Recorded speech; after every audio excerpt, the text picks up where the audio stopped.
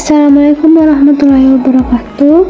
Perkenalkan, kami dari kelompok 1. Di sini kami akan membahas mengenai analisis benda besar dan benda kecil sebagai tugas dari mata kuliah struktur ikatan kimia dan spektroskopi kelas A, di mana dosen pengampu kami yaitu Dr. Muhammad Zakir SSI MSI. Sebelumnya izinkan kami memperkenalkan diri. Yang pertama ada Najwa Salsabila Ramadhani dengan NIM H03121030. Yang kedua ada Anissa Fadilah Ramani dengan NIM H03121028. Ada Nur Feika dengan NIM H03121060. Ada Alvina Sukmawati Sihombing dengan NIM H03121045. Ada Vanessa Rosariananda dengan H03121021. Ada Melki Asrianto Tandilolo dengan NIM H0312311042. Dan Muhammad Faki dengan NIM H03123141. Alat dan bahan yang kami gunakan yaitu pinset dan neraca analitik sebagai alat, dan sebagai bahannya yaitu beras, pasir, gula, kapas, dan kerikil. Dimana pengerjaannya itu masing-masing bahan akan ditimbang dengan menggunakan neraca analitik 4 digit untuk mendapatkan massa atau berat dari setiap bahan yang digunakan.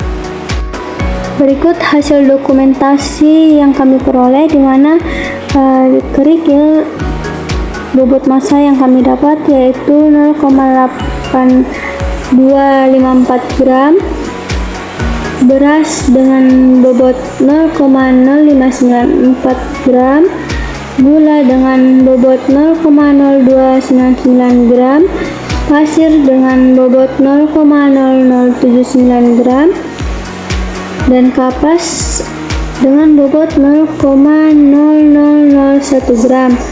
Nah, dibandingkan dengan bobot dari subatomik atau penyusun dari atom, di mana neutron itu memiliki bobot senilai 1,68 kali 10 pangkat minus 27 kg, proton dengan bobot 1,67 kali 10 pangkat minus 27 kg, dan elektron dengan bobot 9,11 kali 10 pangkat minus 31 gram. Dari ke-8 benda tersebut, jika diurutkan dari bobot yang terbesar itu diperoleh dari kerikil, lalu beras, lalu gula, lalu pasir, kapas, neutron, proton, dan yang terkecil adalah elektron. Faktor yang mempengaruhi adanya perbedaan bobot atau massa dari setiap bahan yaitu adanya densitas dan struktur material yang berbeda-beda di setiap bahannya. Misalnya pada batu kerikil, di mana dia memiliki densitas sekitar antara 2,5 hingga 3 gram per cm kubik, tergantung pada komposisi mineralnya.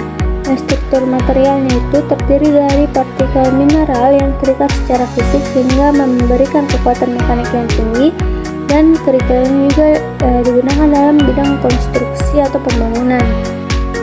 Lanjut, contoh lainnya itu pada beras, di mana densitasnya itu sekitar 0,85 gram per cm kubik, dengan struktur material yang tersusun dari butiran pati yang memiliki struktur kristalin, di mana mengandung amilosa dan amilopektin yang mempengaruhi sifat fisiknya.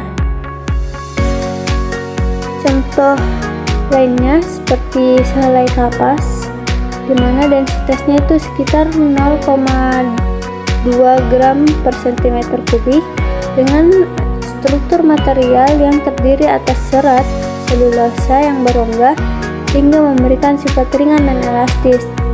Nah, pengaruh tersebut yang membuat kapas dapat menyerap air, tapi densitasnya rendah, membuatnya tidak cocok untuk pengaplikasian di bidang-bidang yang berat. Nah, dari video dapat dilihat bahwa kerikil jatuh lebih dahulu dibandingkan kapas, Ini disebabkan oleh perbedaan massa dan densitasnya tadi, di mana kerikil ini berasal dari mineral padat, sementara kapas berasal dari serat yang merongga, sehingga kapas dapat dipengaruhi oleh keadaan lingkungan sekitar, misalnya seperti angin dan udara, di mana dapat membuat jatuhnya kapas itu lebih lambat dibandingkan kerikil.